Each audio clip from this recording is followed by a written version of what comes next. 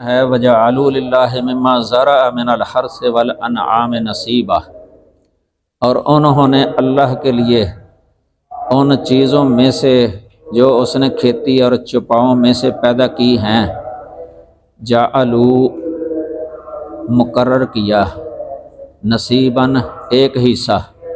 یہ نصیباً جو ہے نا، یہ مفعول ہے جعلوا کا، جعل کا مفعول بہ، تو مقرر کر کیا۔ اردو میں ویسے فعل کا ترجمہ جو ہے نا آخر میں آتا ہے، عربی میں فعل پہلے آتا ہے، یہ بھی یاد رکھیں۔ اس لیے ترجمے کرنے والے جو ہے نا، یہ فصیح اردو میں جو ترجمہ کیا گیا ہوتا ہے، فعل کا ترجمہ آخر میں لاتے ہیں۔ یہ عربی کے معلم کے اندر بھی لکھا ہوا ہے، جو عام پہلی جماعت میں پڑھائی جاتی ہے نا، تو اس میں ضرب زید، زید نے مارا، ضربہ کا ترجمہ بعد میں ہوگا، زیدن کا ترجمہ، فاعل کا ترجمہ پہلے ہوگا، زید نے مارا۔ عربی میں ضربہ پہلے ہوگا فاعل، یعنی فعل پہلے ہوگا، فاعل بعد میں۔ اردو اس کے برعکس ہے، یہ مضاف مضاف الیہ کا ترجمہ ویسے ہی ہوتا ہے، مضاف الیہ کا ترجمہ پہلے ہوتا ہے، مضاف کا بعد میں ہوتا ہے۔ کتاب و زیدن، زید کی کتاب۔ اس طرح موصوف صفت کا بھی اسی طرح ہی ہوتا ہے، رجل صالح، نیک مرد۔ صالح بعد میں آیا ہے تو اس کا ترجمہ پہلے اردو میں۔ یہ اور بھی کئی اس طرح جملے ہیں جہاں عربی کے اندر جار مجرور، جار پہلے ہوتا ہے، مجرور بعد میں، لیکن اردو کے اندر مجرور کا ترجمہ پہلے کیا جاتا ہے، جار کا بعد میں کیا جاتا ہے اردو میں۔ پہلے جو پرانا اردو تھا نا، ہندوستان میں جو بولا جاتا تھا پرانا، اس میں وہ تحت لفظی ترجمہ ہوتا تھا، جس طرح اوپر لفظ ہے نا اسی طرح ترجمہ۔ وہ بسا اوقات اردو کے محاورے میں جو ہے نا، عام بندے سے کوئی پڑھے بندہ جو گرامر نہ پڑھا ہو یا استاد سے نہ پڑھا ہو نا، کئی وہ مطلب واضح نہیں ہوتا تھا، آگے سمجھے۔ فی کا ترجمہ بھی پرانے اردو کے اندر میں نہیں کرتے تھے، وہ بیچ کرتے تھے، بیچ، وہ بیچ پہلے بولتے تھے، فی ہے بیچ اس کے، اس طرح ترجمہ کرتے تھے، اس بیچ اس کے، اس طرح۔ یا علیہ کا ترجمہ اوپر اس کے، اس طرح کر دیتے تھے۔ یہ جو فصیح اردو ہے نا، اس میں اس طرح وہ ترجمہ کے سلیسہ بن جاتا ہے، مطلب خیز واضح ہو جاتا ہے۔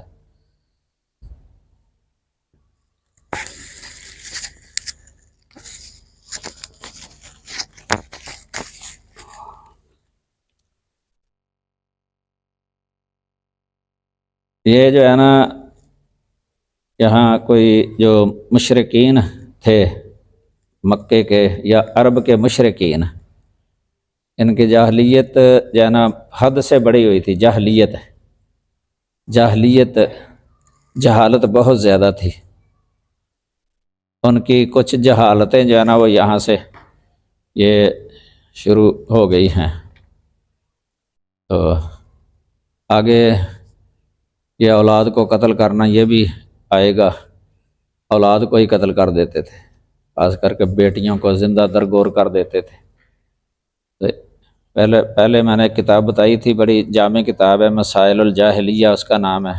یہی اگر پڑھ لی جائے نا تو عرب کی تمام جہالتوں کا پتہ چل جاتا ہے کہ کس طرح کے لوگ تھے وہ۔ سیرت النبی شبلی نعمانی کی یہ کتاب ہے، اس میں بھی ایک جگہ پر عرب کی جہالتیں جو ہے نا کافی لکھی ہوئی ہیں، عرب کی جہالتیں۔ اس طرح اللہ تعالیٰ نے قرآن میں یہاں وَإِنْ كَانُوا مِنْ قَبْلُ لَفِي ضَلَالٍ مُبِينٍ، ضلال مبین کے اندر وہ مبتلا تھے۔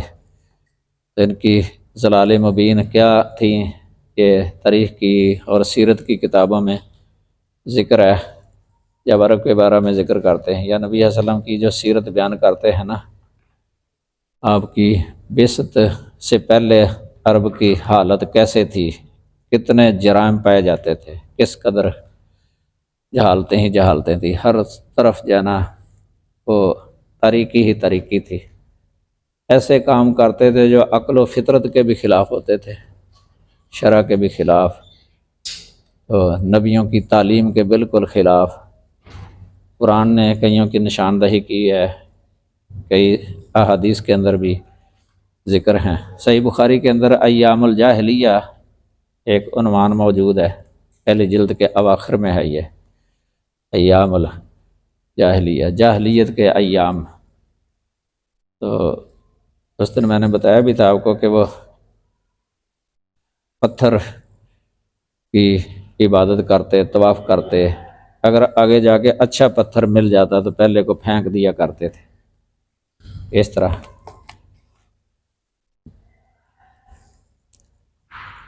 یہاں سے اللہ تعالیٰ نے ان کے جو ہے نا یہ اعتقادی اور عملی حماقتیں اور جہالتیں جو ہے نا وہ بیان کرنا شروع کی ہیں۔ یہاں سے یہ مدت سے ہی ان کے اندر چلی آ رہی تھی۔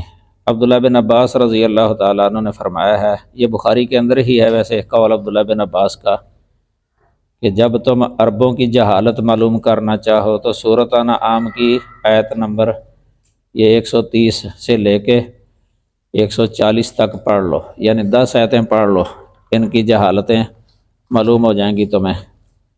آخر میں قد خسر الذین قتلوا اولادہم سفہا، یعنی اولاد کو قتل کرنا بے وقوفی سے۔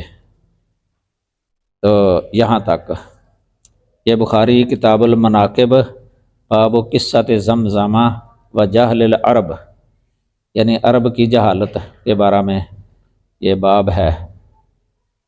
3524 نمبر ہے یہ عبداللہ بن عباس کا قول بخاری کے اندر، 3524، 3524 نمبر۔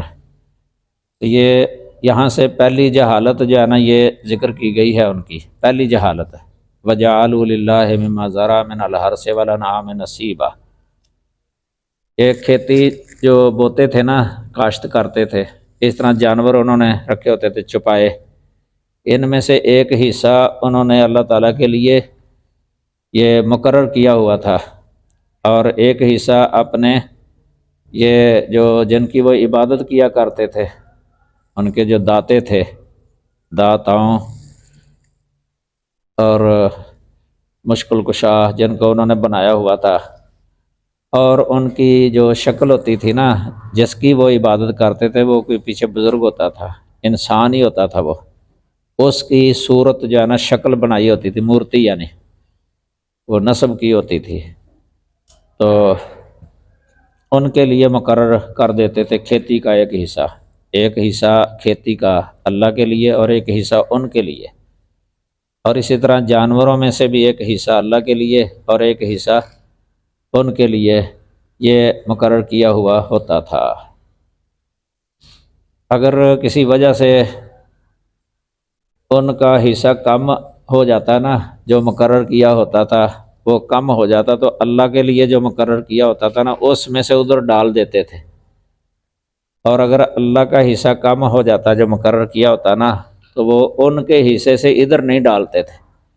اس طرح لگتا ہے کہ جس طرح اللہ سے بھی زیادہ یعنی ان کا خیال رکھتے تھے، وہ ان کے تقرب کا اللہ سے بھی زیادہ خیال تھا ان کو۔ اللہ کے حصے سے مراد یہی ہے، مثلا اللہ کی رضا کے لیے جو عمل کیا جاتا ہے نا، مثلا مہمان نوازی، صلہ رحمی، اللہ کو خوش کرنے والے کام مثلا کوئی کرتے تھے، وہ بھی اس طرح مالی عبادات مراد ہے، مالی عبادت، تو ادھر بھی کرتے تھے ان کے لیے اور ادھر بھی کرتے تھے، تو یہ ان کی پہلی وہ جہالت ہے۔ فَقَالُوا هَذَا لِلَّهِ بِزَعْمِهِمْ، تو انہوں نے کہا یہ اللہ کے لیے ہے، ان کے خیال کے مطابق، ان کے خیال کے مطابق۔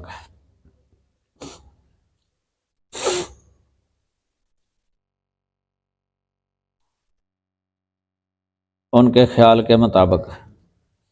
وَهَذَا لِشُرَكَائِنَا، اور یہ ہمارے شرکاء کے لیے ہے۔ فَمَا كَانَ لِشُرَكَائِهِمْ فَلَا يَصِلُ إِلَى اللَّهِ، تو جو ان کے شرکاء کے لیے ہے نا وہ اللہ تک نہیں پہنچتا، اللہ تک نہیں پہنچتا، یعنی جو شرکاء کے لیے مقرر کیا تھا نا وہ اللہ کے لیے نہیں کرتے تھے، ادھر جو اللہ کے لیے مقرر کیا تھا نا، وہ اگر ادھر کوئی کم ہو جاتا نا تو ادھر سے ادھر ڈال دیتے تھے، یہی وما کان للہ ہے، اور جو اللہ کے لیے ہے فہو یصل الی شرکائہم، تو وہ ان کے شرکاء تک پہنچ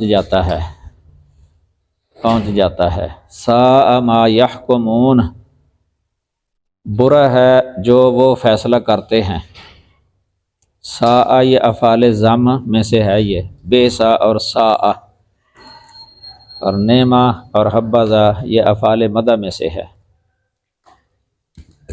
ساء یعنی انہوں نے یہ جو فیصلہ کیا ہے نا یہ بہت برا فیصلہ ہے، گویا کہ اللہ تعالیٰ کا درجہ کم کر دیا اور ان کا درجہ اللہ سے بڑھا دیا ہے، ساء ما یحکمون۔ تو اسی طرح ادھر لکھا ہوا ہے کہ جس طرح آج کل بعض لوگ اللہ کا فرض زکوٰۃ اور عشر نکالیں گے مگر اپنے فوت شدہ جو بزرگ ہوتے ہیں نا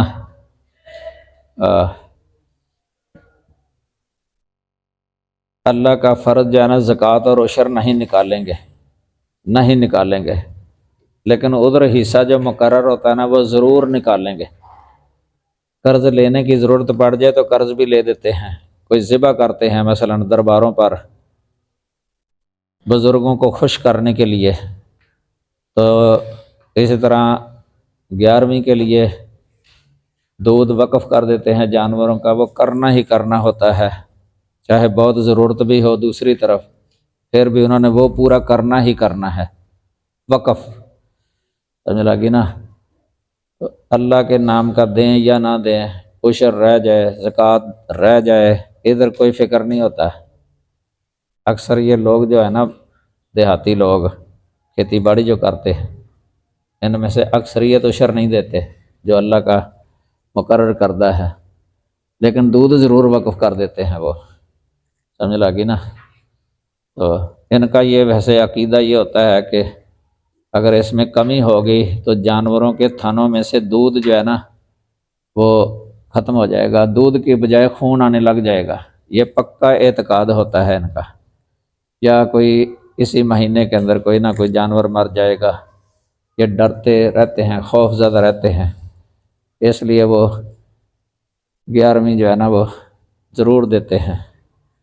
اور اس میں یہ ہوتا ہے کہ پیر صاحب جو ہے نا وہ ہم سے خوش ہو کے جو ہے نا قیامت کے دن کوئی بخشوا لیں گے، دنیا کے اندر کسی نقصان سے بچ جائیں گے، کوئی فائدہ پہنچ جائے گا، نقصان سے بچ جائیں گے۔ یہ عقیدہ جو ہے نا یہ غلط ہے، بلکہ یہ شرکی عقیدہ بن جاتا ہے۔ اس طریقے سے تو اللہ تعالیٰ کا یہ ڈر ہوتا ہے، اللہ سے خوف ہوتا ہے۔ مثلا بندہ خوف رکھتا ہے کہ اگر میں نے عشر نہ دیا، زکوٰۃ نہ دی تو میرے مال میں کوئی نقصان نہ ہو جائے، اللہ ناراض نہ ہو جائے، اللہ میرا کوئی نقصان نہ کر دے، اس طرح اس ڈر سے بندہ کہ اللہ راضی ہو جائے، خوش ہو جائے، اس کا تقرب حاصل ہو جائے، یہ ہے توحید۔ اگر یہی ادھر عقیدہ بن جائے نا تو یہ شرک اکبر بن جاتا ہے، صریح شرک، سمجھ لگی نا؟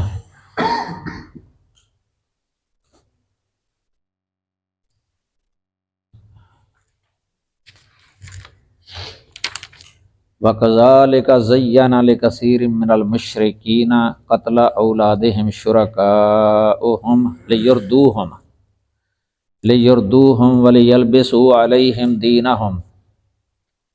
اور اسی طرح بہت سے مشرکوں کے لیے، لِكَثِيرٍ مِّنَ الْمُشْرِكِينَ کا یہ ترجمہ ہو گیا ہے، بہت سے مشرکوں کے لیے اپنی اولاد کو مار ڈالنا، یہ قتل اولادہم کا ترجمہ ہو گیا، اپنی اولاد کو مار ڈالنا، ان کے شریکوں نے، شرکاؤہم کا ترجمہ ہو گیا، خوش نما بنا دیا، یہ زینا کا ترجمہ ہو گیا ہے، یہ فعل کا ترجمہ آخر میں آ گیا نا، خوش نما بنا دیا، مزین بنا دیا، مزین، یعنی دیکھو قتل کرتے تھے اولادوں کو تو اس کو برا بھی نہیں سمجھتے تھے، یہ ان کی دوسری جہالت اور گمراہی تھی، پہلی جہالت تو پڑھ آئے، یہ دوسری ان کی جہالت ہے مشرکین کی۔ تو یہ جعلو پہلے آیا ہے نا، اس پر عطف ہے اس کا، وَكَذَلِكَ یہ وا عاطفہ ہے نا، زینا فعل، جعلوا پہلے آیا تھا، یعنی جیسے کھیتی اور جانوروں میں سے انہوں نے اپنے شرکاء کا حصہ مقرر کیا، اسی طرح بہت سے مشرکین کے لیے ان کے شرکاء نے اپنی اولاد کو قتل کرنا بھی خوش نما بنا دیا، اور عام طور پر ان کے سامنے تین چیزیں جواز کے لیے یہ بہانے کے طور پر رکھ دیں، یعنی جواز ان کے دل میں یہ ڈال دیا تھا کہ یہ قتل کرنا ٹھیک ہے تمہارا، تین چیزیں ان کے سامنے رکھی ہیں، ان کے دل کے اندر ڈالی ہیں۔ سب سے پہلے جو ہے نا وہ ہے خشیت املاق، یہ سورہ بنی اسرائیل کے اندر ہے 31 نمبر آیت کریمہ میں، لا تقتلوا اولادکم خشیت املاق، یہ دل میں ڈالا تھا کہ مفلسی کے ڈر سے کہ قتل کر دو، اگر نہ قتل کرو گے تو کہاں سے کھلاؤ گے ان کو، فقیر ہو جاؤ گے، یہ دل میں ڈال دیا تھا۔ تو دوسرا جو ہے نا یہ ہے کہ لڑکی کا باعث آر ہونا، یہ اگر لڑکی ہو جاتی نا تو ان کے دل میں بڑی ایک آر محسوس ہوتی تھی، ان کو شرم آتی تھی، ان کو لوگوں کے سامنے جو ہے نا چلنا پھرنا، آزادہ نہ پھرنا، بلکہ چہرہ چھپاتے پھرتے تھے، چہرہ منہ جو ہے نا وہ نیچے رکھتے، اندر ہی رہتے، باہر نہیں نکلتے تھے شرم کے مارے۔ قرآن میں جیسے آتا ہے نا یتوارا من القوم من سوء ما بشر بہ، یہ سورہ نحل کے اندر ہے 59 نمبر آیت کریمہ، کہ وہ لوگوں سے چھپتا پھرتا ہے۔ ما بشر بہ سے مراد ہے کہ وہ جو خوشخبری اس کو دی گئی ہے نا کہ تیرے گھر بیٹی پیدا ہوئی ہے، تو یہ اس خوشخبری کی برائی کی وجہ سے، یعنی بہت برا سمجھتا تھا اس بات کو کہ مجھے یہ خبر دی جائے کہ میرے گھر بیٹی پیدا ہوئی ہے، اور یہ بھی دل کے اندر وہ جو آر سمجھتے تھے نا، اس لیے بھی اس لڑکی کو قتل کرنا جو ہے نا وہ اچھا جانتے تھے کہ آر کو دور کرنا، اپنی شرم کو دور کرنا۔ اور تیسرا یہ کہ اپنے شریکوں کو خوش کرنے کے لیے اولاد کو ان کے نام پر ذبح کر دینا، جو اللہ کے شریک بنائے ہوئے تھے نا، تو اولاد کو ذبح کرنے میں سمجھتے تھے کہ اس سے یہ خوش ہو جائیں گے، شرکاء خوش ہو جائیں گے۔ ہندوؤں کے اندر بھی یہ چیز ہے، ان کے جو ہوتے ہیں نا بڑے بیٹھے ہوئے بت خانوں کے اندر، تو وہ کئی دفعہ اپنے مریدوں کو اس طرح کا حکم دے دیتے ہیں کہ تیرا ایک بیٹا ادھر وقف کرنا ہے، تو نے بتوں کے نام پر قتل کروا دیتے ہیں، بیٹی کو کروا دیتے ہیں، بیٹے کو کروا دیتے ہیں۔ اس طرح ادھر ہمارے ہاں بھی کئی ایسے ہوتے ہیں بدبخت جو حکم دے دیتے ہیں قتل کا، کئی واقعات اخبارات کے اندر آتے رہتے ہیں، خون مانگتے ہیں، بسا اوقات جادوگر جانا کوئی بچے کا خون چاہیے لا کے دو، پھر وہ ذبح کرتے ہیں جادو کروانے کے لیے۔ اس طریقے سے جو ہے نا یہ جاہلیت تو پائی جاتی ہے اس دور کے اندر بھی۔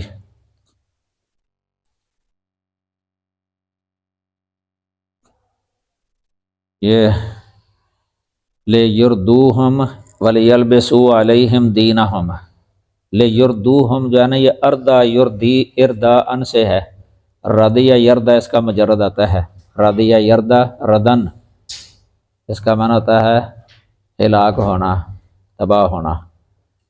ویسے تو اوپر سے گر کے جو ہے نا، جو نیچے اوپر سے نیچے گر کے ہلاک ہونا، اس کو کہتے ہیں ردیہ یردہ، تردہ یا تردہ تردیہ نا، جس طرح پہلے پڑھا تھا والمتردیہ سورۃ المائدہ کے اندر، متردیہ جو اوپر سے چوٹی سے گر کے ہلاک ہو جائے نا جانور، اس کو متردیہ کہتے ہیں۔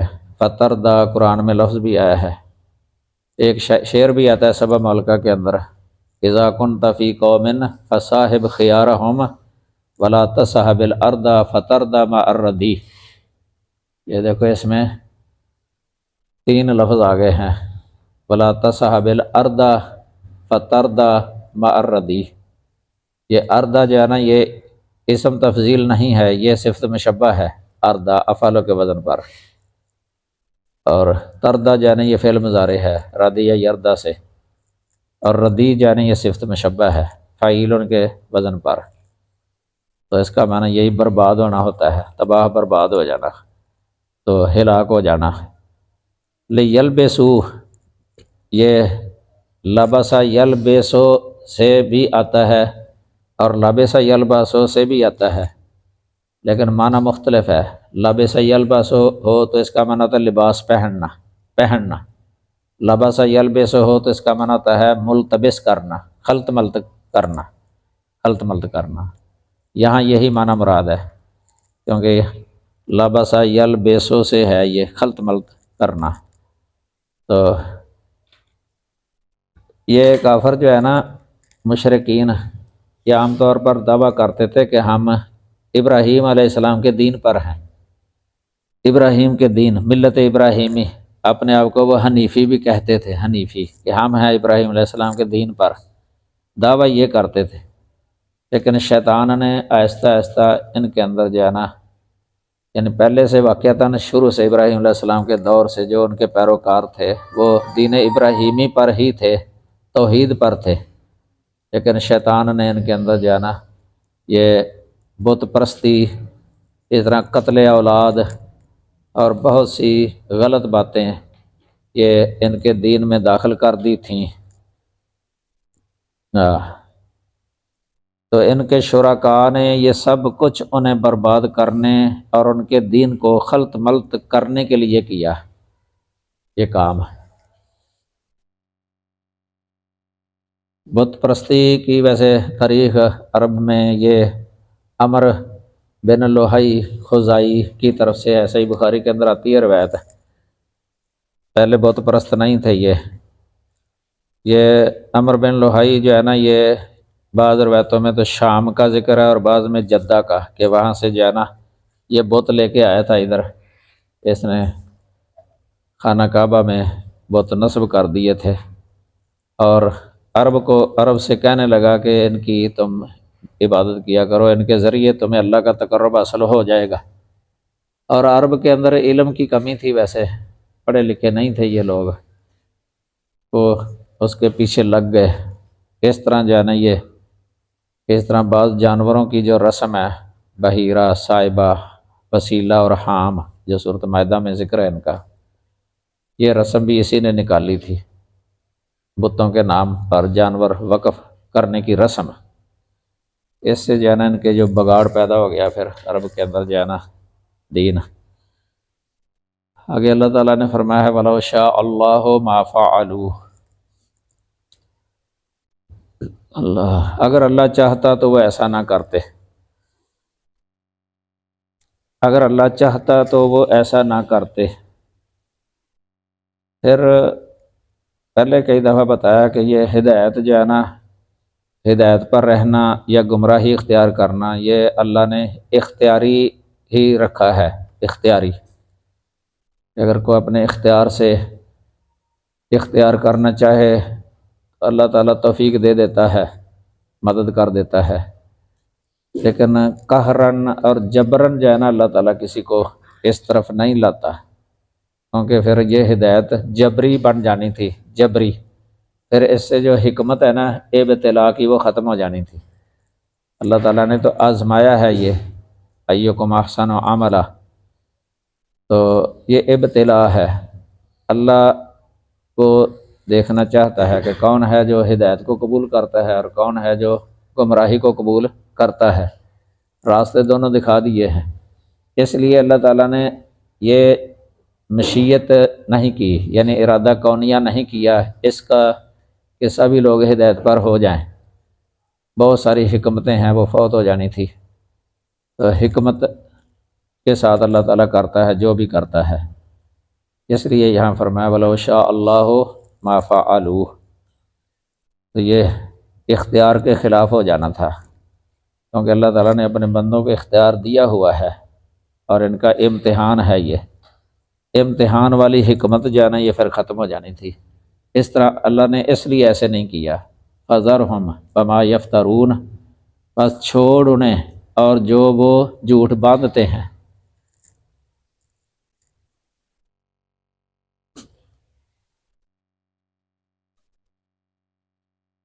یہ دو صورتیں جو ہے نا ان کی جاہلیت کی یا جہالت کی وہ گزر گئی ہیں، جو پڑھ چکے ہیں ہم۔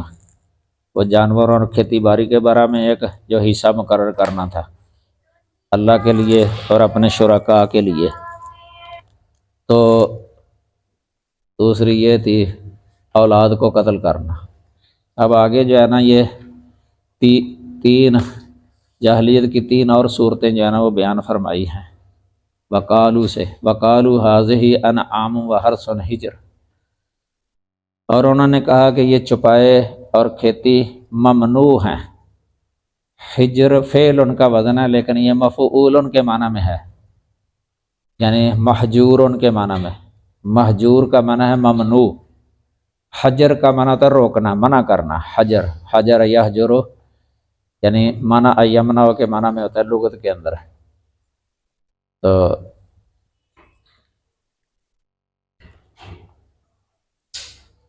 حجر وہ جو حتیم ہے نا خانہ کعبہ کی شمال کی طرف، اس کو حجر اس لیے کہتے ہیں کہ وہ ممنوع ہے، یعنی روک لی گئی، علیحدہ کر دی گئی، یعنی بیت اللہ کی وہ دیوار نے پر نالا ہے جس طرف، اس سے جو ہے نا وہ علیحدہ کر دی گئی ہے، اس لیے اس کو کہہ دیتے ہیں ممنوع۔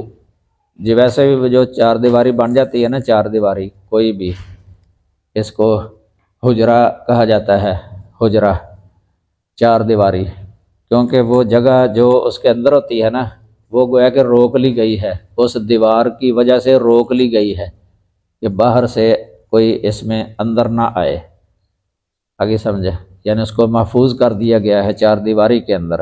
یہ ہوتی ہے مناسبت حجرہ کہنے کی۔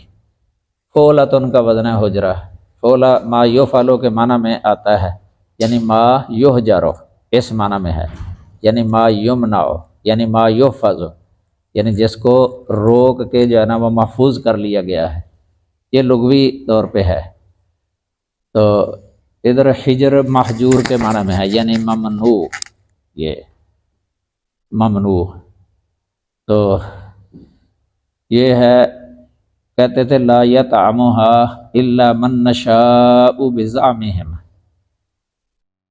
کہ انہیں اس کے سوا کوئی نہیں کھائے گا جسے ہم چاہیں گے، لا یطعمها نہیں کھائے گا انہیں، الا مگر، من نشاء جسے ہم چاہیں، بزعمهم ان کے خیال کے مطابق، یعنی اپنے ان کے خیال کے مطابق ہے یہ جو کہتے ہجر۔ وَأَنْعَامٌ حُرِّمَتْ ظُهُورُهَا، اور کچھ چپائے ہیں جن کی پیٹھیں حرام کی گئی ہیں۔ وَأَنْعَامٌ اور کئی چپائے ہیں لا يذكرون اسم اللہ علیہا، یا کچھ چپائے ہیں جن پر وہ اللہ کا نام نہیں لیتے، ذبح کے وقت بھی اللہ تعالیٰ کا نام نہیں لیتے، افتراء علیہ اس پر جھوٹ باندھتے ہوئے، اللہ پر جھوٹ باندھتے ہوئے۔ یہ جو ہے نا پہلی صورت یہ ہے کہ فلاں جانور یا فلاں کھیت کا استعمال ممنوع ہے، مگر اس کے لیے جسے ہم اجازت دیں گے یعنی ممنوع نہیں ہے، اور یہ اجازت بت خانوں کے مجاوروں اور خادموں کے لیے ہوتی تھی۔ دیکھیں نا، جو بت خانے کے مجاور ہوتے تھے نا وہاں بیٹھے، تو ان کے لیے اجازت ہوتی تھی کہ وہی کھا سکتے ہیں، ان کے لیے وہ جانور کچھ وقف کر دیے گئے ہوتے تھے، دوسرے نہیں کھا سکتے، یہ انہی کے لیے خاص ہے، یہ ان کی جہالت تھی۔ ذبح کے وقت بھی انہی کا نام لے لیتے تھے وہ، جس کے نام کے تقرب کے لیے، جس کے تقرب کے لیے جو ہے نا نامزد کیے ہوتے تھے وہ جانور، انہی کے نام پر وہ ذبح کر دیتے تھے، اللہ کا نام بھی نہیں لیتے تھے ان پر۔ یہ بھی ان کی جہالت تھی۔ یہ پہلی اس میں جو ہے نا یہ یعنی یہ صورت ایک ہو گئی ہے۔ آگے جو ہے نا دوسری صورت یہ اس کی وعید سنائی ہے اللہ تعالیٰ نے، سیجزیہم بما کانوا یفترون، کہ ان قریب وہ انہیں اس کی جزا دے گا جو وہ جھوٹ باندھتے تھے۔ کانو آ گیا نا، یعنی دنیا کے اندر جو یہ جھوٹ باندھتے تھے، ان قریب وہ ان کو اس کی جزا دے گا، یعنی اللہ تعالیٰ سزا۔ آگے ہے دوسری صورت، وقالو ما فی بطون هذه الانعام خالصۃ لذکورنا ومحرم علی ازواجنا، اور انہوں نے کہا، وقالو اور انہوں نے کہا، جو ان چوپاؤں کے پیٹ میں ہے وہ خالص ہمارے مردوں کے لیے ہے۔ پیٹ میں جو بچہ ہوتا ہے نا، یہ مادہ کے پیٹ میں جو بچہ ہوتا ہے نا، اس کے بارے میں بھی انہوں نے اپنی طرف سے کہا کہ ہمارے جو مرد ہیں نا وہ کھا سکتے ہیں، ان کے لیے خالص ہے۔ وَمُحَرَّمٌ عَلَىٰ أَزْوَاجِنَا، اور ہماری بیویوں پر حرام کیا ہوا ہے۔ وَإِن يَكُن مَيْتَةً فَهُمْ فِيهِ شُرَكَاءُ، اور اگر وہ مردہ ہو تو وہ سب اس میں شریک ہیں۔ بچہ جو پیٹ میں ہے اس کی دو ہی صورتیں ہیں نا، یا تو زندہ پیدا ہوگا یا مردہ۔ عام طور پر زندہ پیدا ہوتا ہے جانور، کبھی کبھی یہ ہو جاتا ہے کہ مردہ پیدا ہو۔ اگر مردہ پیدا ہو تو پھر کہہ دیتے ہیں مرد بھی اس کے اندر سارے شریک ہیں، سارے شریک ہیں۔ اگر وہ زندہ پیدا ہو تو پھر مرد ہی کھا سکتے ہیں، عورتیں نہیں کھا سکتی۔ سَيَجْزِيهِمْ وَصْفَهُمْ، ان قریب وہ انہیں ان کے کہنے کی جزا دے گا۔ وصف سے مراد یہی ہے کہ جو یہ کہتے ہیں، جو بات بنائی ہے نا انہوں نے، یہ اس کی جزا دے گا۔ اِنَّهُ حَكِيمٌ عَلِيمٌ، بے شک وہ کمال حکمت والا، سب کچھ جاننے والا ہے۔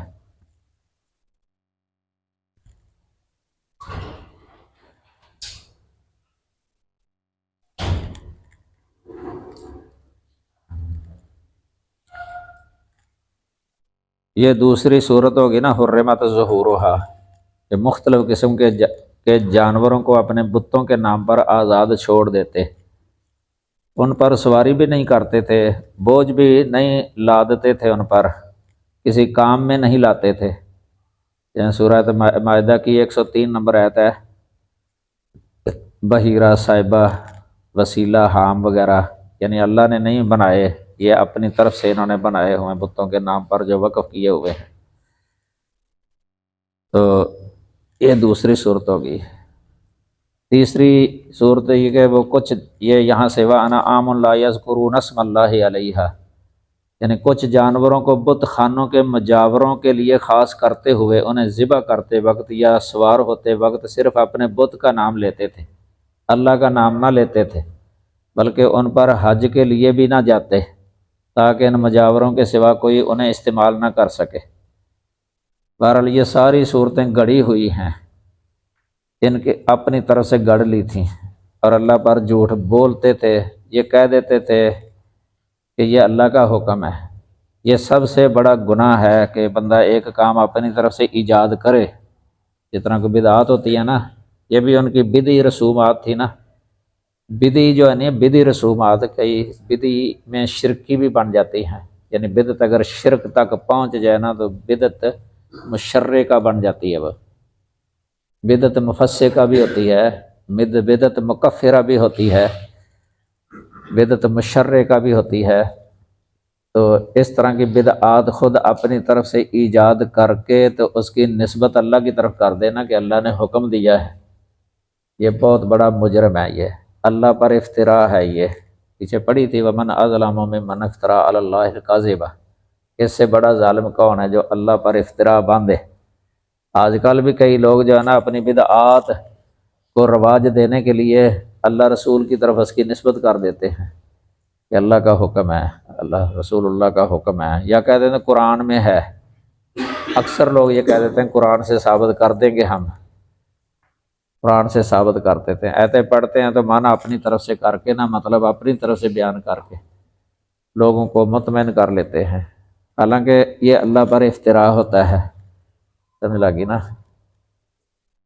اس کا سادہ سا یہ بھی جواب ہو سکتا ہے عام، کہ اگر قرآن کے اندر ہیں یہ مروج بدعات تو پھر نبی صلی اللہ علیہ وسلم نے کیوں نہیں عمل کیا، صحابہ کرام نے عمل کیوں نہیں کیا، حالانکہ وہ تو سب سے پہلے عمل کرنے والے تھے قرآن پر۔ جب انہوں نے عمل نہیں کیا ان پر تو پتہ چلا کہ قرآن میں نہیں ہے۔ اگر قرآن میں ہوتی تو وہ لازمی عمل کرتے، پہلے عمل کرتے۔ سمجھ لگی نا؟ دور حاضر میں بہت ساری بدعات ہیں، یہ سالانہ بدعتیں، ماہانہ بدعتیں، ہفتہ وار بدعتیں، یومیہ بدعتیں۔ بدعتوں کے بارے میں کتابیں بھی بہت زیادہ چھپی ہوئی ہیں۔ قاموس البدع بھی ہے ایک بدعات کا انسائکلوپیڈیا، اردو میں ترجمہ ہے اس کا، شیخ ناصر الدین البانی کی کتابوں سے اخذ کی گئی ہے یہ۔ البدعۃ الدوریہ ایک کتاب کا نام ہے، البدع الدوریہ، اس میں 2 جلدوں میں ہے یہ کتاب۔ بدعات اور ان کا پوسٹ مارٹم ایک کتاب ہے، بدعات اور ان کا پوسٹ مارٹم ہے۔ اس طرح یہ عبادات اور بدعات میں بہت زیادہ فرق ہے۔ بدعت یہ عبادت کی قسم نہیں بنتی، اس کا دائرہ ہی علیحدہ ہے، نہ سنت کی قسم بنتی ہے یہ، بلکہ یہ تو سنت کے مقابل لفظ استعمال ہوتا ہے، سنت اور بدعت لفظ نہیں بولتے، سنت اور بدعت مد مقابل، سنت بدعت یہ اکٹھی تو ہو نہیں سکتی کہ سنت بھی اور بدعت بھی ہو۔ کئی لوگ مغالطے بہت دے دیتے ہیں، قرآن کی آیتیں پڑھتے ہیں، عمومات سے استدلال کرتے ہیں۔ امام شاطبی نے الموافقات کے اندر اور الاعتصام میں لکھا ہوا ہے کہ متشابہ ہے دوسرا عام سے استدلال کرنا یہ اہل بدع کا کام ہے، یہ عموم سے استدلال کرنا صحیح نہیں ہے۔ تو یہاں یہ آگے فرمایا ہے، یہ جو ہے نا وقالوا ما فی بطون ھذہ انعام ھذہ ما فی بطون ھذہ الانعام خالصۃ لذکورنا، اس میں یہ ایک اور شکل تھی جو جانور وہ اپنے بتوں کے نام پر وقف کرتے، ان میں سے بعض کے بارے میں کہتے کہ ان کا دودھ اور ان کے پیٹ سے پیدا ہونے والا بچہ صرف ہمارے مردوں کے لیے حلال ہے، عورتوں کے لیے حرام ہے۔ ہاں اگر بچہ مردہ پیدا ہو تو پھر مرد اور عورت اس کے کھانے میں برابر کے شریک ہیں۔ اللہ تعالیٰ نے فرمایا کہ وہ ان کی ان غلط بیانیوں پر ان قریب انہیں بدلہ دے گا اور اپنی کامل حکمت اور علم کے مطابق دے گا، اس لیے انہ حکیم علیم ساتھ فرما دیا ہے کہ اللہ تعالیٰ اپنے کام میں حکمت ہی ہوتی ہے، یعنی اگر کسی کو عذاب بھی دیتا ہے یہ بھی حکمت کے ساتھ ہے، حکمت کے منافی نہیں ہے، اور اللہ اپنے علم کے ساتھ ہے، اللہ جانتا ہے، خوب جانتا ہے کہ کون مستحق ہے عذاب کا اور کتنے عذاب کا مستحق ہے، یہ بھی اللہ کو علم ہے، جرم کس طرح کا ہے، اس کے برابر عذاب کیا ہے، ہر طرح کا اللہ تعالیٰ جانا علم ہے اللہ تعالیٰ کے پاس۔ آگے فرمایا قد خسر الذین قتلوا اولادہم سفہا، بے شک ان لوگوں نے خسارہ اٹھایا، خاسرہ یخسر خسرن و خسارتن، یہ خسارہ اٹھایا جنہوں نے اپنی اولاد کو قتل کیا، صفحن بے وقوفی سے، صافحہ یصفح صفحن یہ مصدر ہے صفحن، یہ من یرغب عن ملت ابراہیم الا من صفح نفسہ، یہ صافحہ یصفح صفحن، یہ خاسرہ یکسر خسرن کی طرح ہے، بے وقوفی مراد ہے اس جگہ پر۔ صفاحت بھی آ جاتا ہے مصدر بے وقوفی، صفاحت، صفحاء اسی سے ہے نا، سیقول الصفحاء من الناس ما ولاھم عن قبلتہم التی کانوا علیہا، صفی جو ہے نا یہ مفرد ہے، صفحاء جمع ہے، صفی بغیر علم، کچھ جانے بغیر، یہ علم نکرہ ہے یعنی کچھ جانے بغیر، یعنی کچھ علم نہیں ان کے پاس، بالکل ہی علم نہیں ہے۔ ایک تو ہوتا ہے نا کہ تھوڑا سا ہی علم ہو، تھوڑا سا بھی علم نہیں، تو وحرموا ما رزقهم اللہ، اور انہوں نے حرام کیا وہ جو اللہ نے ان کو دیا، جو کچھ اللہ نے ان کو دیا تھا انہوں نے اسے حرام کیا، کیونکہ وہ حلال کو بھی حرام کرتے تھے نا، جس طرح ابھی آیا ہے پہلے جانوروں میں سے افتراء علی اللہ، اللہ پر جھوٹ باندھتے ہوئے۔ یہ افتراء مصدر ہے، یہ مفترین کے معنی میں ہے، یہ حال بن سکتا ہے، یہ مفترین علی اللہ کے معنی میں مصدر حال، مصدر اسم فاعل کے معنی میں آ جاتا ہے، یہ حال کی جگہ پر ہے، یعنی مفترین علی اللہ۔ قد ضلوا، یقیناً وہ گمراہ ہو گئے، وما کانوا مہتدین، اور ہدایت پانے والے نہ ہوئے، ہدایت پانے والے نہ ہوئے۔ یہ قتل اولاد کا پہلے ذکر ہو چکا ہے نا، اسی کے بارے میں کہا ہے نا کہ یہ ان کی بہت بڑی بے وقوفی تھی اور خسارے کے اندر مبتلا ہو گئے ہیں۔ یہ کس طرح یہ جو جانوروں کو بعض کے لیے حلال بعض کے لیے حرام اپنی طرف سے کرتے تھے، یہ بھی ان کی جہالت۔ تو دنیا کے اندر بھی خسارہ ہوا، دنیا کے اندر کتنا بڑا خسارہ ہے جو اپنی اولاد کو قتل کر دے، محرومی نہیں ہے اولاد سے، محرومی، حالانکہ اولاد تو اللہ تعالیٰ کی بہت نعمت ہے، بڑی نعمت ہے، لیکن اس سے محرومی دنیا کے اندر یہ خسارہ ہو گیا۔ اس طرح جس جانور حلال کو حرام کریں تو یہ بھی محرومی تو ہے نا، یہ بھی ایک قسم کا خسارہ ہی ہے۔ تو اس طرح حرام کام پر لگا دینا اپنے مال کو، غیر اللہ کے لیے مال مقرر کرنا غیر اللہ کے نام کے لیے، جس طرح اللہ کے نام پر کیا جاتا ہے، کہ کتنا بڑا خسارہ ہے، کہ ضائع گیا، الٹا گناہ، یہ کتنا بڑا خسارہ ہے۔ پھر آخرت کے اندر بھی خسارہ ہے، عذاب ہے آخرت کے اندر، یعنی دنیا کے اندر بھی اپنے آپ کو تنگی اور مشکل میں ڈال لیا، اور آخرت میں بھی جانا ان کے لیے عذاب ہوگا۔ پھر اللہ پر جھوٹ بھی باندھا، قد ضلوا وما کانوا مہتدین، یہاں تک وہ ہے ان کی جو جہالات ذکر کی گئی ہے نا۔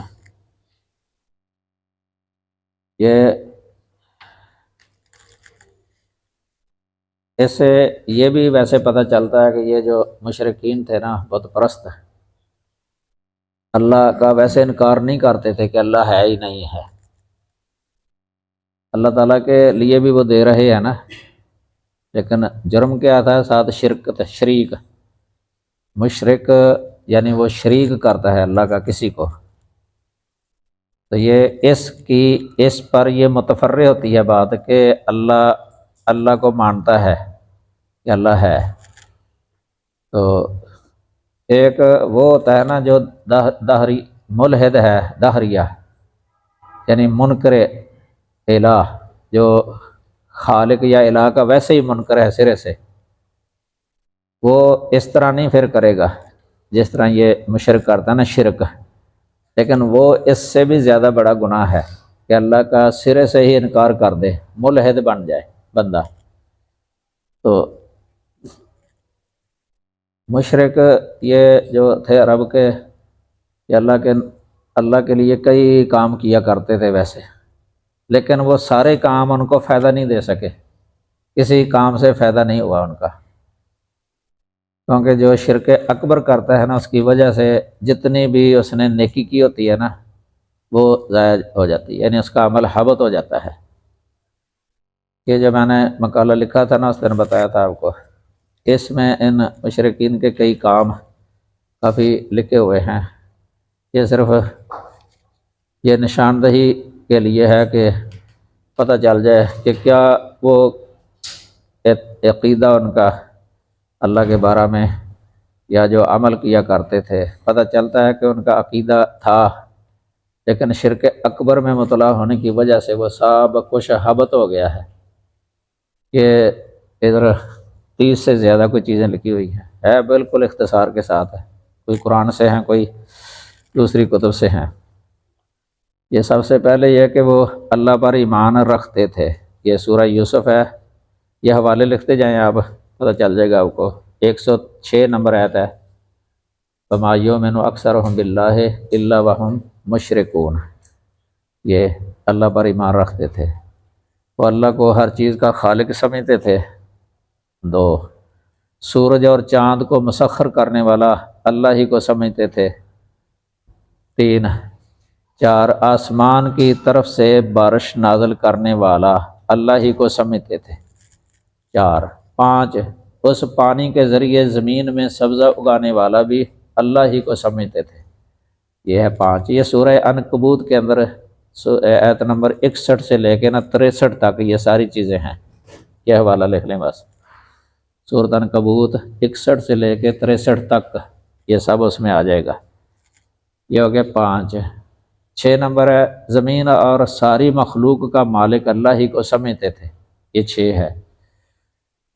7، ساتوں آسمانوں کا رب اور عرش عظیم کا رب اسی کو سمجھتے تھے، یہ 7 ہے۔ 8، اور ان کا یہ عقیدہ بھی تھا کہ ہر چیز کا کامل بادشاہ وہی ہے۔ 9 نمبر، وہی پناہ دیتا ہے، اس کے خلاف کسی کو پناہ نہیں دی جا سکتی۔ یہ 9 نمبر تک نا سورۃ المومنون 84 آیت سے لے کے 88 تک ہے، یہ 84 تا 88، یہ 9 تک اس میں آ جائے گا سارا ہی۔ 10 نمبر، وہ یہ اعتقاد رکھتے تھے کہ وہی رازق ہے، وہی مردے کو زندہ سے اور زندہ کو مردے سے نکالتا ہے، اور وہی تمام امور کی تدبیر کرتا ہے۔ یہ 10 نمبر میں ہے یہ سارا۔ یہ نا سورہ یونس آیت نمبر 31، سورہ لقمان آیت نمبر 25، سورہ زمر آیت نمبر 38، سورہ زخرف آیت نمبر 9، یہ تقریباً اس میں ساری آ جاتی ہیں۔ یہ 10 یا 11 امور تک ہو گیا ہے۔ یہ 12، وہ اللہ کی قسمیں بھی کھا لیا کرتے تھے، اللہ کی قسمیں بھی کھا لیا کرتے تھے۔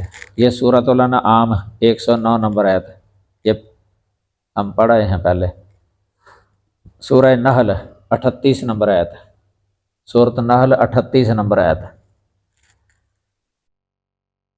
اب جو شخص اللہ کی قسم کھا لیتا ہے تو وہ اللہ کو مانتا ہی ہے نا، اس لیے تو قسم کھا رہا ہے۔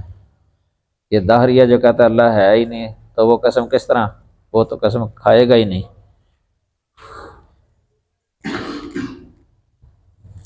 13 نمبر، اس کا قرب بھی تلاش کیا کرتے تھے، اللہ کا قرب تلاش کیا کرتے تھے وہ۔ یہ سورہ زمر ہے، 3 نمبر آیت کریمہ۔ 14 نمبر، وہ دور دور سے آنے والے حاجیوں کی بہت خدمت کیا کرتے تھے، حاجیوں کی خدمت کیا کرتے تھے۔ حج کے موسم میں نا جو باہر سے حج کرنے کے لیے جاتے تھے، دور دور سے آتے تھے نا، تو یہ مشرکین عرب جو خاص کر کے یہ ادھر رہتے تھے مکہ میں، یہ حاجیوں کی خدمت کیا کرتے تھے، انہیں پانی پلاتے، ستو بھی پلایا کرتے تھے، اور حاجیوں کو گوشت کھلایا کرتے تھے، گوشت۔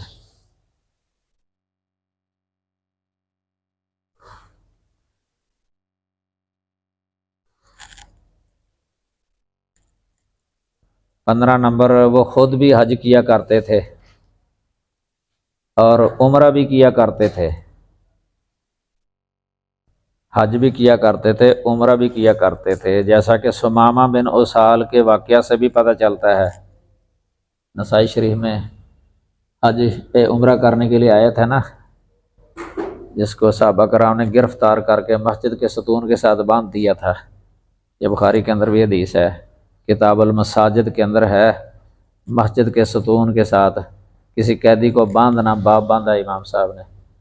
اس طرح ایک باب یہ بھی باندھا ہوا ہے، مشرک کا مسجد کے اندر داخلہ، باب دخول المشرک فی المسجد، یہ بھی باب ہے بخاری کے اندر۔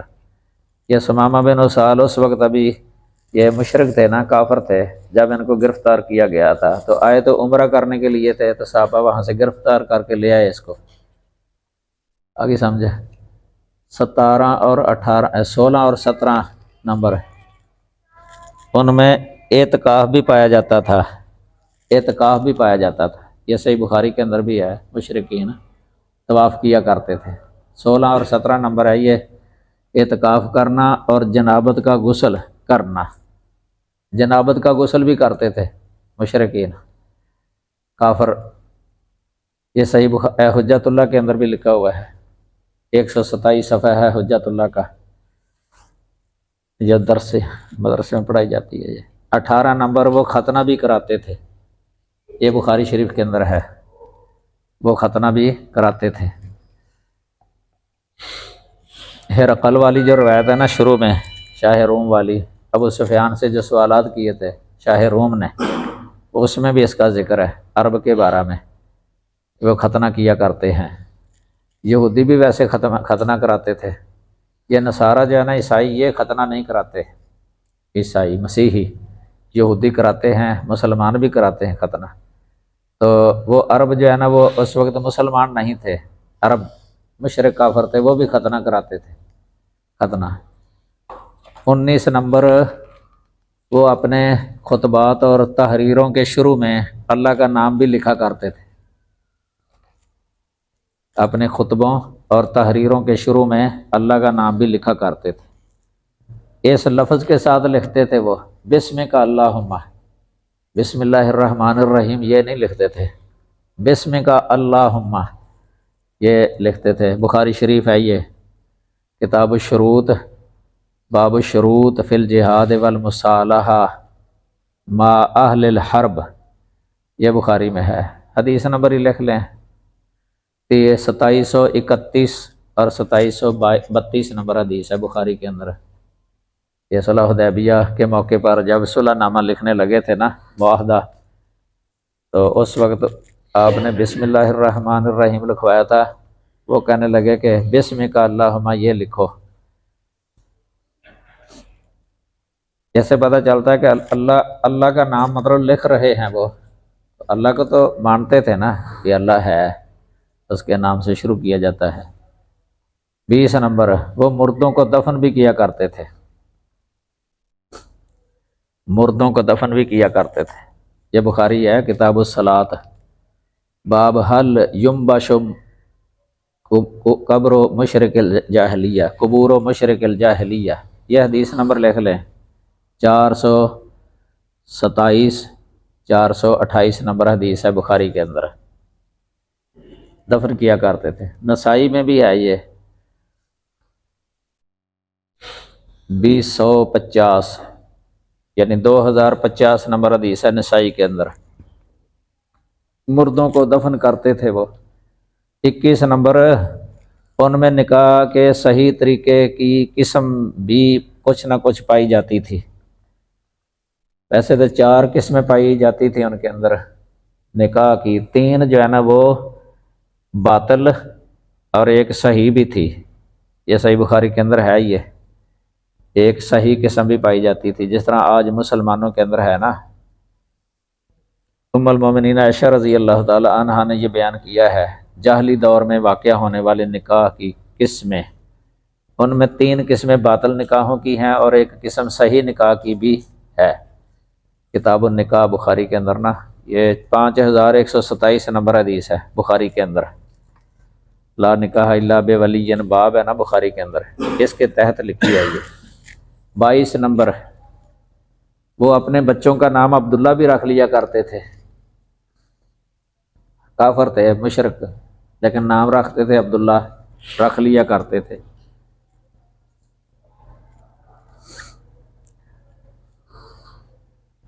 اس کی وہ دلیل وہ بن جاتی ہے جو نبی صلی اللہ علیہ وسلم اور ابو بکر صدیق رضی اللہ عنہما نے جب ہجرت کرنی تھی تو جس آدمی کو اپنے ساتھ لیا تھا نا، رہبر، راستہ بتانے والا، وہ ساحلی راستہ وہ جانتا تھا، اس کا نام عبداللہ تھا، عبداللہ دیل قبیلے کا، یہ بخاری کے اندر ہے یہ۔ اس کو ساتھ لیا تھا۔ عبداللہ بن ارقط ہے اس کا نام، عبداللہ بن ارقط، الف ہے شروع میں، ارقط۔ یہ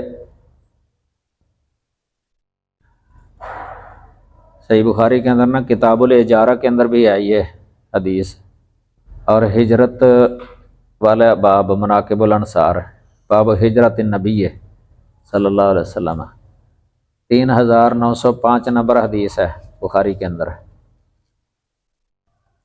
جاہلی دور میں کئی آدمی تھے جن کا نام عبداللہ تھا، ایک عبداللہ بن جدعان بھی ہے، عبداللہ بن جدعان مشہور ہے یہ بڑا، تاریخ کی کتابوں میں بھی اس کا ذکر ملتا ہے، سیرت کی کتابوں میں۔ یہ بھی بہت خدمت کیا کرتا تھا، حاجیوں کی گوشت وغیرہ پکاتا تھا۔ ایک دفعہ ام المومنین عائشہ رضی اللہ تعالی عنہا نے سوال کیا تھا کہ یہ بندہ جو ہے نا حاجیوں کو کھجور کھلاتا تھا، ستو کھلاتا، دودھ پلاتا تھا، تو مہمان نواز بہت زیادہ تھا، خدمت کرتا، کھانا کھلاتا، تو کیا یہ چیز اس کو فائدہ دے جائے گی قیامت کے دن یہ سارا کچھ؟ تو آپ نے فرمایا تھا کہ نہیں، اسے اس کا فائدہ نہیں ہوگا، کیونکہ اس نے ایک دن بھی یہ نہیں کہا تھا کہ اے میرے رب قیامت کے دن میرے گناہ معاف کر دینا۔ یہ البدایہ والنہایہ کے اندر لکھا ہوا ہے، جلد 2 صفحہ 218، البدایہ والنہایہ۔ یہ پرانا نسخہ جو ہے نا البدایہ والنہایہ کا، باریک لکھائی میں، 14 جز ہیں، 7 جلدوں میں، دار الفکر العربی اس کا حوالہ ہے، یہ دار الفکر العربی 23 نمبر۔ کئی ان میں سے ان کے اخلاق بہت اچھے تھے، اخلاق، یہ سمجھدار، ذہین، فطین، اخلاق حسنہ، خصائل حمیدہ کو پسند کیا کرتے اور بری خصلتوں کو ناپسند کیا کرتے تھے، اخلاق رذیلہ کو ناپسند کیا کرتے تھے۔ 24 نمبر، وہ غلام لونڈیاں بھی آزاد کیا کرتے تھے۔ غلام لونڈیاں یہ نیکی کا کام ہے، بہت بڑی نیکی ہے یہ، سمجھ لگی نا، اس کی فضیلت بھی آئی ہے، صحیح بخاری کے اندر ہی ہے کتاب العتق، اس بارے میں پوری کتاب ہے بخاری کے اندر، کتاب العتق۔ تو جاہلی دور کے اندر غلام لونڈیاں آزاد کیا کرتے تھے۔ یہ عاص بن وائل ہے نا، اس نے مرنے سے پہلے جو ہے نا اپنی اولاد کو، اپنے بیٹوں کو وصیت کی تھی کہ میری طرف سے 100 غلام آزاد کر دینا۔ عاص بن وائل نے اپنے بیٹوں سے کہا تھا کہ میرے مرنے کے بعد 100 غلام آزاد کر دینا میری طرف سے۔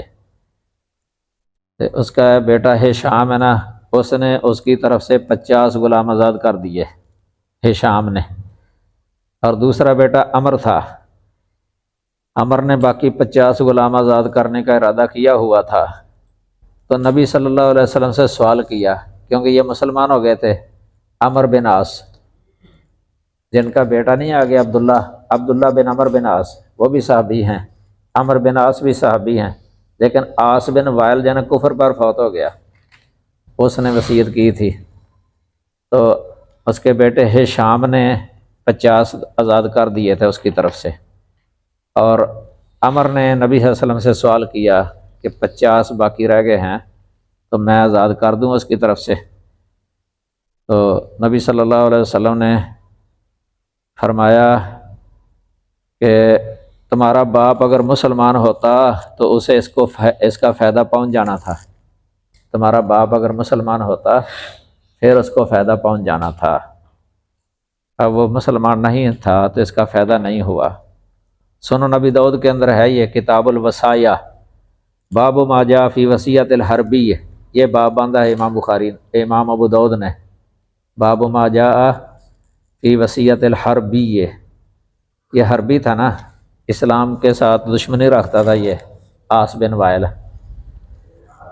آگے سمجھے، کفر پر بہت سخت تھا یہ۔ یہ حدیث نمبر ہے 2883 ابو داؤد کی، 2883۔ اس سے پتہ چلتا ہے کہ غلام لونڈیاں آزاد کرنا وہ نیکی سمجھ کے کرتے تھے کہ کوئی فائدہ پہنچ جائے گا ہمیں کفر کی حالت میں۔ 25 نمبر وہ عاشورہ کا روزہ بھی رکھا کرتے تھے، وہ عاشورہ کا روزہ بھی رکھا کرتے تھے۔ یہودی بھی اس دن کا روزہ رکھتے تھے، یہودیوں کی طرف دیکھ کے نا یہ بھی رکھنے لگ گئے تھے، یہ عرب قریش رکھتے تھے۔ یہ تو بخاری شریف میں آتی ہے حدیث، باب صوم یوم عاشورہ، حدیث نمبر ہے 2002 بخاری کے اندر ہے، 2002۔ 26 نمبر ان میں سے بعض جو ہے نا کسی نہ کسی رنگ میں نماز بھی پڑھ لیا کرتے تھے، نماز کچھ نہ کچھ نماز تھی ان کے اندر۔ یہ حجت اللہ کے اندر جو ہے نا یہ عرب کے مشرق کے بارے میں لکھا ہوا ہے، حجت اللہ میں اس میں لکھا ہوا ہے کہ وہ نماز بھی تھی ان کے اندر۔ ابو ذر غفاری ہے نا رضی اللہ تعالیٰ عنہ، ابو ذر غفاری کا نام ہے جندب بن جنادہ رضی اللہ عنہ۔ تو یہ اسلام لانے سے پہلے جو ہے نا نماز پڑھا کرتے تھے، جاہلی دور میں نماز پڑھا کرتے تھے یہ۔ اس طرح یہ 27 نمبر ہے قس بن ساعدہ، یہ بھی نماز پڑھتے تھے۔ قس بن ساعدہ یہ خطبہ بھی دیا کرتے تھے، قس بن ساعدہ کئی دفعہ یہ ڈرایا بھی کرتے تھے، یہ قبروں سے اور حشر کے فکر آخرت پر وعظ و نصیحت کیا کرتے تھے یہ قس بن ساعدہ۔ اور زکوٰۃ بھی تھی ان کے اندر، زکوٰۃ، مہمان نوازی یہ بھی تھی ان کے اندر، مسافر کی مدد کرنا یہ بھی تھا، کسی کا بوجھ اٹھانا یہ بھی تھا، مساکین پر صدقہ کرنا یہ بھی تھا، صلہ رحمی کرنا یہ عام پایا جاتا تھا ان کے اندر۔ اور ان میں طہارت بھی تھی کہ پہلے بھی ویسے ہو گیا یہ جنابت کا غسل وغیرہ کرنا، تو کئی قسم کی عبادات ان کے اندر پائی جاتی تھی۔ یہ ساری تقریباً 32 تک پہنچ گئے ہیں، نمبر 34 یہ کئی جو ہے نا ان کے اندر وہ دم بھی تھے، دم حجت اللہ سے ہیں یہ ساری چیزیں ابھی جو ذکر کی ہے نا، یہ 26 سے لے کے 34 تک، یعنی حجت اللہ میں یہ ساری لکھی ہوئی ہیں اب جو آئی ہیں 26 سے لے کے 34 تک۔ کئی ان میں وہ دم بھی تھے، دم کیا کرتے تھے، اور کئی دم ایسے بھی تھے جن میں اللہ سے مدد مانگی گئی ہوتی تھی، شفا طلب کی گئی ہوتی تھی، تعویذ۔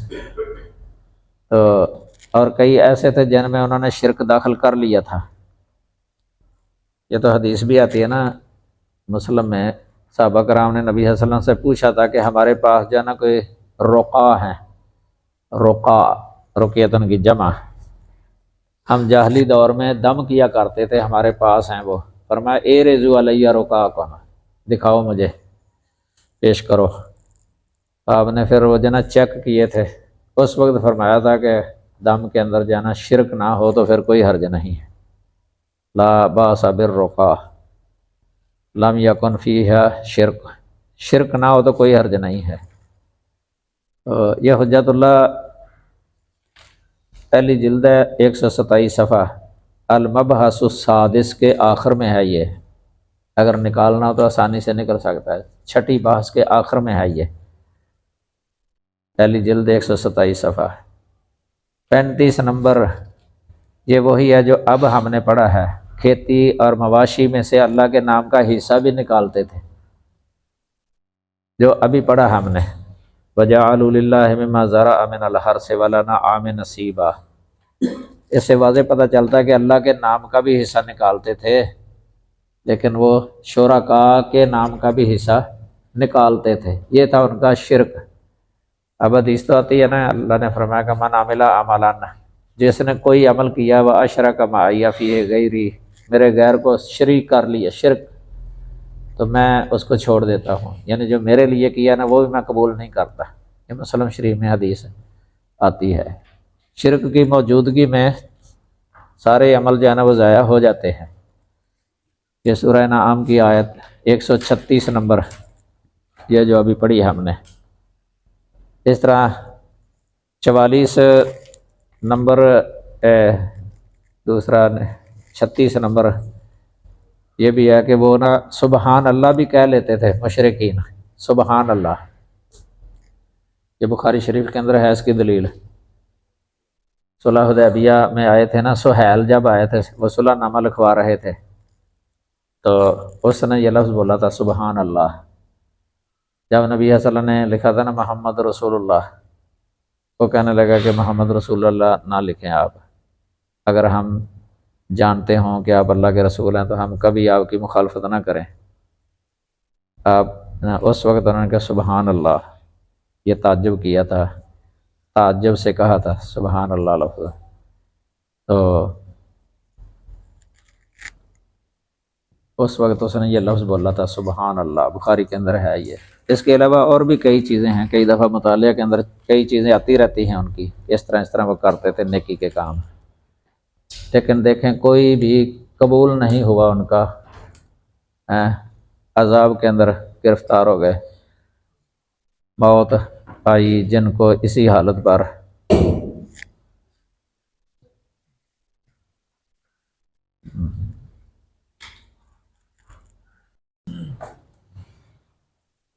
وقفہ کر لو، چلو 10 منٹ میں آ جانا لازم۔